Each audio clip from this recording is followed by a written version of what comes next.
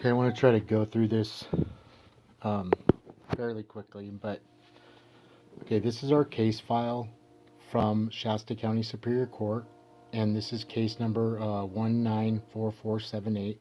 Okay, Snyder versus Snyder, and this is what's been happening in Shasta County Superior Court. Okay, they switched over to a new courthouse, and they have a new scanning system, and they upload your paperwork that you file with the court, with the county clerk's office, okay? And that wasn't the old way. The old system was a case file. You had a case file at the courthouse, okay? And you would go to the county clerk and you would hand them your paperwork, and they would basically check it over, make sure it's legal, and then they would hand them 3 copies, right? They take the original and they certify it and sign it, and they put that into your case file, okay? And then you take your copies, right? Serve the other party. That's legal. That's the legal process to file paperwork in Shasta County Superior Court, right?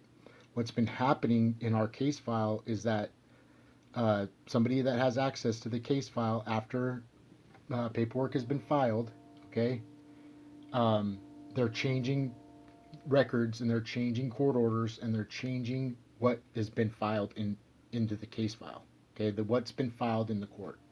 Now the old system, the computer, they would just enter like that you filed a request for orders, right? Or you filed a emergency custody orders, okay? And then you would have your declaration page or your evidence, paperwork with that, and they would file that into your case file, okay? What has been happening is that information has been changed. So the computer might say that you filed, this and this on this date, like you filed a request for order on this specific date, but the information in the report, the request for order, has been changed, and that's what's being forged. And I noticed that in our case file that somebody's been forging her signature and changing the paperwork and narrative that she's been filing paperwork and that I've been filing paperwork. They're completely changing all of that from the very beginning. So I can kind of prove it to you and show you right now is that basically when you go to Shasta County Superior Court, they file your case file with these punch holes. Okay? That's how it goes into your case file, is these punch holes. Right? And so every paper gets these punch holes at the top, okay? And then that gets put into your case file, right? The fact that I have these at my house and the fact that I have these at home, that means that somebody has taken this out of the case file, okay, and put it in my house or sent it home with me somehow, right? Sometimes I pick up case files at the county courthouse and they never have the punch holes in the top.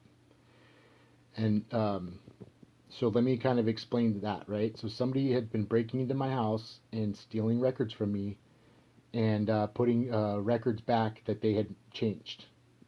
And that was happening for the past probably 3 or 4 years, okay?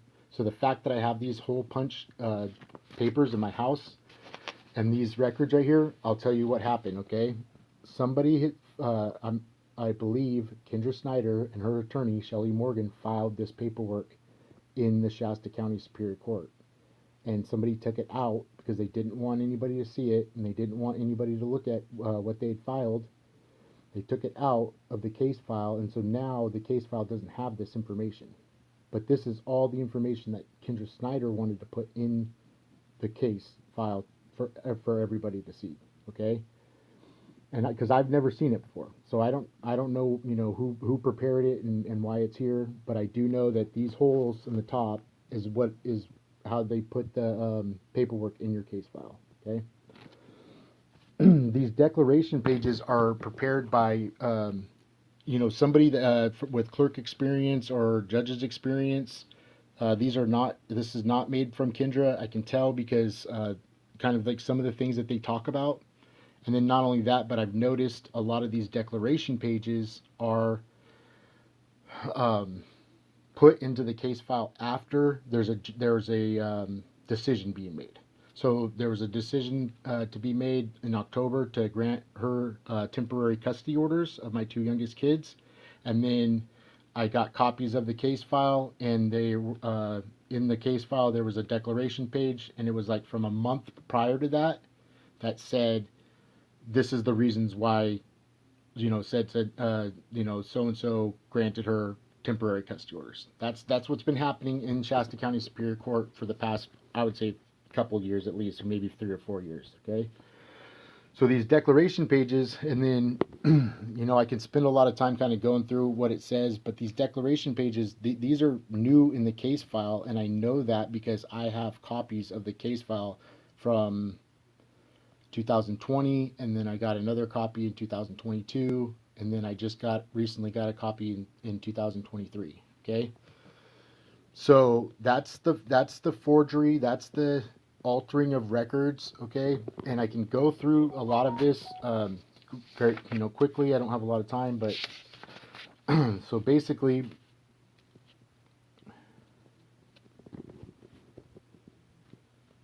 the things that are added in here are things that have happened recently, and you can tell that they're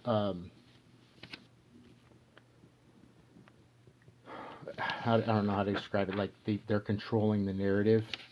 They want it to sound like a certain way, and justify their decision to grant her, emergency custody orders, or justify her decision to take my oldest son away from me. Those things are being changed, and then it's if somebody looked at the case file later on and said, "Hey, wait a minute, why did Judge Gibson grant her custody orders?" Then they would see this. This is what they would see. Okay, these Facebook posts are from my Facebook, all right?